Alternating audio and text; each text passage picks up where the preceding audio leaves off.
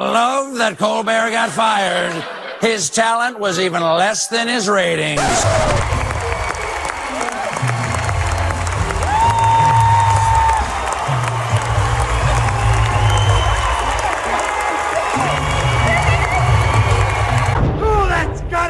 Well, as you know, just a few months after the announcement from CBS that it would retire The Late Show, Stephen Colbert just won an Emmy for Outstanding Talk Series in a move that underlined something that Trump, clearly tried to force, but couldn't quite silence. Sometimes you only truly know how much you love something when you get a sense that you might be losing it. And 10 years later, in September of 2025, my friends, I have never loved my country more desperately. God bless America.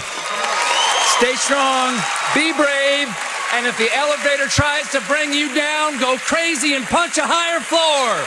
Woo! After it was announced in July that CBS would retire the Late Show franchise, citing financial pressures, many observers and politicians couldn't help but note the timing of it, only 3 days after Colbert had criticized CBS parent company Paramount for settling a lawsuit with Donald Trump. My parent corporation, Paramount, paid Donald Trump a $16 million settlement over his 60 Minutes lawsuit. As someone who has always been a proud employee of this network, I am offended. And I don't know if anything will ever repair my trust in this company. But just taking a stab at it, I'd say $16 million would help.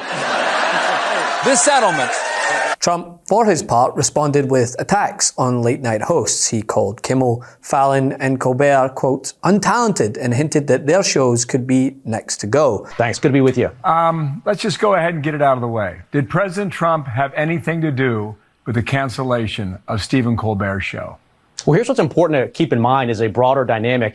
When President Trump ran for election, he ran right at these legacy broadcast media outfits and the New York and Hollywood elites that are behind it, and he smashed the facade that these are gatekeepers that can control what Americans think and what Americans can say. And once you do that, you've exposed the business model of a lot of these outfits as being nothing more than a partisan circus. And so I think there's a lot of consequences that are flowing from President Trump deciding, I'm not going to play by the rules of politicians in the past and let these legacy outfits dictate the narratives in the terms of the debate. And he's succeeding. Just look at what's happening. NPR has been defunded. PBS has been defunded. Colbert is getting cancer. You've got anchors and news media personalities losing their jobs. Again, all of this is downstream of President Trump's decision to stand up. And he stood up for the American people because the American people do not trust these legacy gatekeepers anymore. And all of this, I think, is consequences of that broader dynamic. Okay, I asked you a very direct question. I did not hear a yes or a no in your answer. The message was clear, right? Speak out and you might be silenced, something that is becoming eerily more common in the country under the reign of the self-professed anti-PC free speech protector Donald Trump. How ironic. We have to ask ourselves the questions as leaders. Are we willing to defend people even if we disagree with what they say? If you're not willing to do that, I don't think you're fit to lead Europe or the United States of America. Now, at the Emmys, Colbert accepted the award with grace, thanking his team and talking about love, about knowing what you stand for when it might be lost. But also, poignantly, he moved to call for unity in the face of division.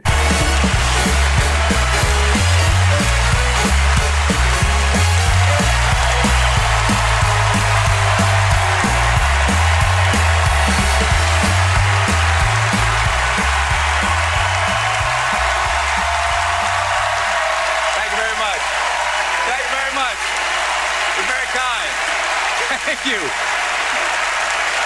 Sit down. Thank you very much. We gotta go. But while I have your attention, is anyone hiring? God bless America. Stay strong, be brave, and if the elevator tries to bring you down, go crazy and punch a higher floor. Woo! A stark contrast, as we know, to calls made from the president and his vice. A long past time for all Americans and the media to confront the fact that violence and murder are the tragic consequence of demonizing those with whom you disagree day after day, year after year, in the most hateful and despicable way possible. For years, those on the radical left have compared wonderful Americans like Charlie to Nazis and the world's worst mass murderers and criminals.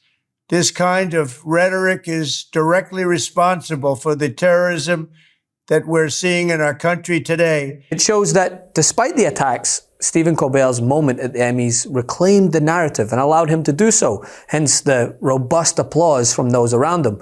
But we must highlight it, right? Because ironically, as I mentioned, those who had claimed previously to love free speech are the ones waging a war on it. Trump's rhetoric towards Colbert, Kimmel, it's all part of a larger pattern.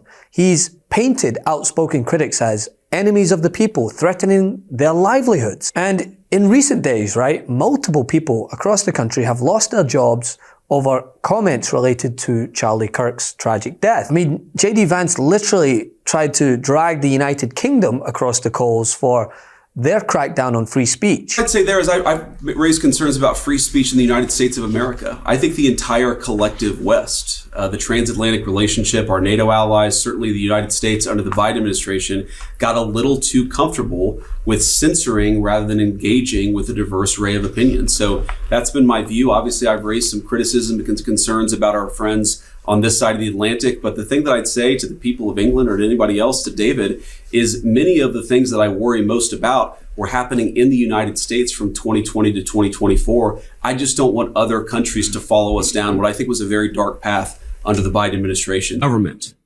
It flows from each and every one of us. It flows from all of us. So when you see someone celebrating... But these firings, they feed into the narrative that Trump has been pushing, right? Criticizing him or his allies invites professional retaliation. Colbert's speech wasn't just for applause, it illustrated what many feel is at stake at the moment. When criticism becomes a reason for retaliation, whether through cancellation, loss of a show, or loss of a job, it sets a dangerous precedent. A few weeks ago, Stephen Colbert announced that he was leaving his show. Howard Stern announced that he and Sirius XM Radio are parting ways. Do you think the hate Trump business model that's been in the entertainment business is going out of business because it's not popular with the American people? Well, it hasn't worked, and it hasn't worked really for a long time. And I would say pretty much from the beginning, Colbert has no talent. I mean, I could take anybody here. I could go outside on the beautiful streets and pick up a couple of people that do just as well or better. They get higher ratings than he did. He's got no talent. Fallon has no talent. Kimmel has no talent. They're next. They're going to be going. I hear they're going to be going. I don't know, but I would imagine because they get, Colbert has better ratings than Kimmel or Fallon. You know that. It's not just about jokes or late night jokes or whatever. It's about how society treats dissent and the tools that people use to silence it. The whole dang country wants to know where's the Epstein list. But Trump would rather change the subject. Yeah, it goes a little something like this. There's a video of him telling Jeff a joke. Time to go online and say, there's sugar in our Coke. There's a card he sent to Jeff for his big birthday. Time to tell the NFL, go back to your old names. The problematic ones. Jeff was at his second wedding. It's causing lots of drama. Hurry up, turn on caps lock and say, let's arrest Obama.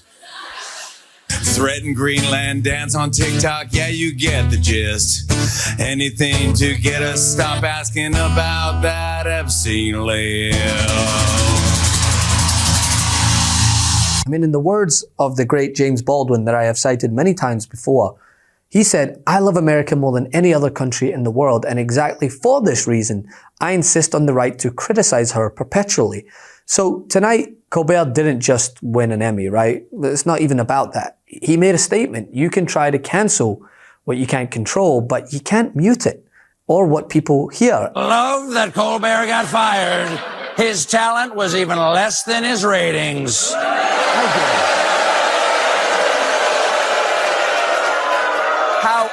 How dare you, sir? Would an untalented man be able to compose the following satirical witticism? Go yourself.